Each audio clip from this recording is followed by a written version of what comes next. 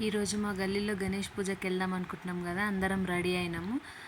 పూజకు అందరం తయారైనాము. మా పక్కన ఆంటీ, నేను, మా అత్తయ్య, మా పాప అందరం పూజకి హడావిడిగా తయారైపోయినాము. మా పాప పూజలు అనగానే చాలా రెడీ అయిపోతుంది. అసలు దాని హడావిడి మామూలుగా ఉండదు. దాన్ని ఫ్రాక్ వేసుకోమంటే ఈరోజు లంగా వేసుకుంటా నడిపేసి వేసుకుంటా.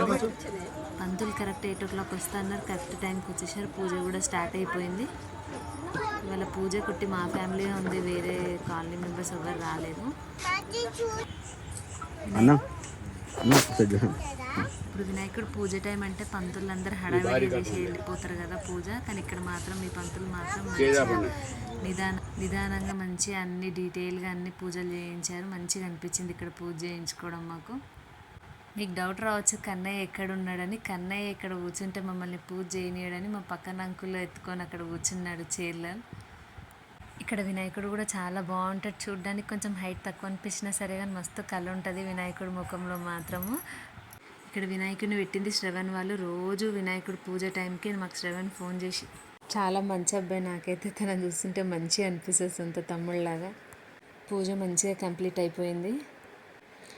కన్నయ్య అక్కడ పక్కన అంకుల్స్ మీద కూర్చొని మంచిగా ఎంజాయ్ చేస్తున్నాడు పూజ మొత్తం. వాడికి నిద్ర వస్తున్నట్టుంది, ఆవలిస్తున్నాడు. అందరు మంచిగా ఎంజాయ్ చేస్తున్నారు చూడండి. పంచమాయ స్వాహ. నీళ్ళు బిడ్డమ్మా. మధ్య మధ్య పాని సమర్పయామి, హస్తభిక్షాలయామి, పాదభక్షాలయామి, శుద్ధ ఆచమన సమర్పయామి. అత్యంత వేయండి. తాంబూలం సమర్పయామి. పూగి ఫలేస్ కర్పూరి నాగవల్లి తీర్థ ముక్తాచూర్ణ సమాయుక్త తాంబూల చరణాంతర త్రికాగ్ని కాలాయ కాలాగ్ని రుద్రాయ నీలకంఠాయ మృత్యుంజయాయ సర్వేశ్వరాయ సదాశివాయ శ్రీమన్మహాదేవాయ నమః. ఓం తత్పురుషాయ విద్మహే వక్రతుండాయ తన్నో దంతి ప్రచోదయాత్. నమస్తస్తు మహామాయి శ్రీపీఠే శ్రీపూజితే శంఖ చక్ర కథ అస్తే మహాలక్ష్మి నమస్తుతే. నమస్తే అస్తు గరుడరూఢే కోలాసుర భయంకరి సర్వ పాప హరే దేవి మహాలక్ష్మి నమస్తుతే. లక్ష్మీ క్షీర సముద్ర రాజతనియ శ్రీరంగ. పూజ కంప్లీట్ కాగానే మేము ఫ్యామిలీ మెంబర్స్ అందరం కలిసి ఫొటోస్ దిగాక ఇంకా మేము తెచ్చిన ప్రసాదాలు అందరికి పెట్టేసి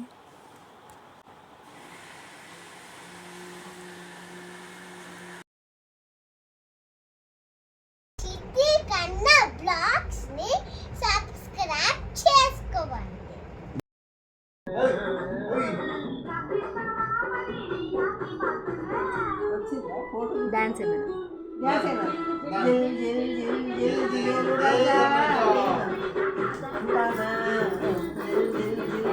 రాజా